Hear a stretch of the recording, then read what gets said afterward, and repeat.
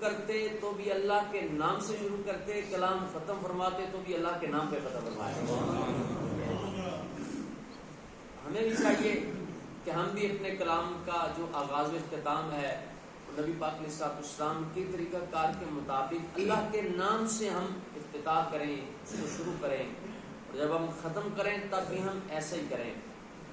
آگے فرمایا وَيَتَكَلَّمُ بِجَوَامِعِ، اللہ کے نام پر کلام کو شروع کرنا اور ختم کرنا یہ تو ایک نیکی ہے۔ اگر ہم بغیر گناہ کیے کلام اپنا کر رہے ہیں تو بھی بڑی بات ہے، کیونکہ ہماری زبانوں پہ تو جناب جو گالم گلوچ ہے وہ ہم تو اس کے عادی ہیں، یہ ہماری کیفیت تو یہ ہے۔ تو موقع بموقع جو بھی جائز کام ہو بسم اللہ شریف پڑھنی چاہیے۔ آپ دیکھیں میاں بیوی جب آپ ماشاءاللہ بڑے باشعور افراد بیٹھے ہیں، جو چھوٹی عمر کے بچے ہیں، وہ بھی مسئلہ ہے دین کا، اس کو ذہن میں رکھیں کہ میاں بیوی جب اپنے بستر پر جاتے ہیں کس لیے جاتے ہیں یہ آپ سمجھ رہے ہیں جو میں کہنا چاہ رہا ہوں۔ اگر اس وقت بھی بسم اللہ شریف پڑھ لیں گے تو شیطان کا عمل دخل ختم ہو جائے گا۔ یہ وہ کام ہے کہ جس کی وجہ سے جس کا اثر ہمارے آگے اگلی نسل پر پڑتا ہے، کہ اگر بنیاد میں بیسک میں ابتدا میں اللہ کا نام لے لیا، یعنی میں نے آپ کو موقع بتا دیا کہ آپ نے کس وقت پڑھنا ہے، آپ بسم اللہ شریف پڑھیں گے تو اب یہاں شیطان کا عمل دخل نہیں رہے گا۔ اگر بالفرض نطفہ قرار پکڑتا بھی ہے تو اس میں برکت ہوگی، اس میں آسانی ہوگی۔ تو اس لیے ذہن میں رکھنا چاہیے ہر موقع پر جو بھی جائز کام ہو اس وقت بسم اللہ شریف پڑھنی چاہیے۔ آگے فرمایا وَيَتَكَلَّمُ بِجَوَامِعٍ، نبی پاک علیہ الصلوۃ والسلام جامع کلمات استعمال فرماتے تھے۔ یعنی جامع کلمات کا مطلب یہ ہے کہ آپ جملے ایسے ارشاد فرماتے کہ وہ بظاہر لفظوں کے لحاظ سے تو تھوڑے ہوتے تھے لیکن معنی ان کا بڑا ہوتا تھا، اور یہ ایک پورا چیپٹر ہے، پورا موضوع ہے، اور اس پر باقاعدہ علماء نے بڑی بڑی کتابیں بیان کی ہیں۔ میں آپ کو صرف اس گفتگو کی ایک مثال دے دیتا ہوں اور پھر ہم آگے چلتے ہیں۔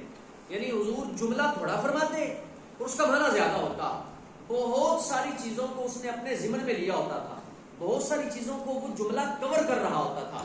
مثال کے طور پر علامہ جلال الدین سیوطی شافعی رحمۃ اللہ تعالی علیہ نے کتاب لکھی ہے جس کا نام ہے شرح اسماء النبی۔ اس میں آپ نے پورا اس موضوع پر آپ نے مثالیں دی ہیں کہ دیکھیں نبی پاک علیہ الصلوۃ والسلام نے کیسے کیسے جملے ارشاد فرمائے۔ مثلا ایک بڑا مشہور جملہ ہے آپ کا جو آپ نے ارشاد فرمایا ہے، اور عموماً عام میں سے بہت سارے لوگوں کو آتا بھی ہوگا۔ فرمان کیا ہے؟ فرمایا خیر الامور اوسطھا، کہ تمہیں بہتر وہ ہے اپنا خیر الامور اوسطھا، کہ تمام معاملات میں تمام کاموں میں میانہ روی بہتر ہے۔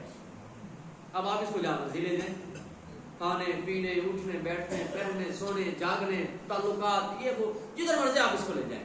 اب آپ دیکھیں بظاہر خیر الامور 2 لفظ ہیں، اوسطھا 2 لفظ ہیں، ٹوٹل 4 لفظ ہیں، لیکن دین بھی پورا اس کے اندر ہے، دنیا بھی پوری اس کے اندر ہے۔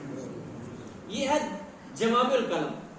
پھر اسی طریقے سے ایک دوسرا فرمان ہے، نبی پاک علیہ الصلوۃ والسلام ارشاد فرماتے ہیں من حسن الاسلام المرء ترکہ ما لا یعنی، حضور فرماتے ہیں اسلام کی خوبی یہ ہے کہ بندہ وہ چھوڑ دے جس کا فائدہ کوئی نہیں۔ اب یہ بات بھی آپ دیکھیں کہ بظاہر ایسا ہے کہ یہ ایک لائن ہے یا آدھی لائن ہے، لیکن اس کے اندر دیکھیں کتنی باتیں ہیں۔ اور ایک پنجابی کی کہاوت ہے جڑے پنڈ جانے نے ذرا پوچھنا فائدہ، جدھر جانے جس کا تعلق ہی کوئی نہیں، آمین 4 بندے بیٹھ جائیں گے ہمیں ویسے بھی کر دیں گے، تعلق ہی کوئی نہیں، بات ہی کوئی نہیں، لنک ہی کوئی نہیں، واسطہ ہی کوئی نہیں، پھر بھی گفتگو کریں گے، اور پھر بھی جناب وہ کہے گا یہ ٹھیک کر رہا ہے وہ کہہ رہا ہے یہ ٹھیک کر رہا ہے، 2 گھنٹے ٹائم ضائع کر کے چلے جائیں گے، اس کا فائدہ ہی کوئی نہیں۔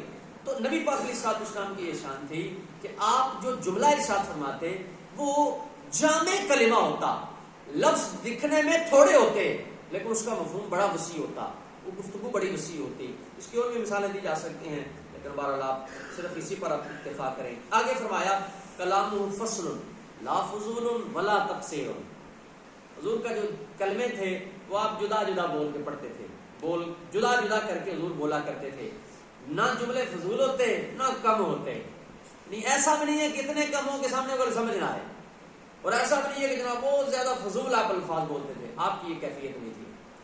آگے ارشاد فرمایا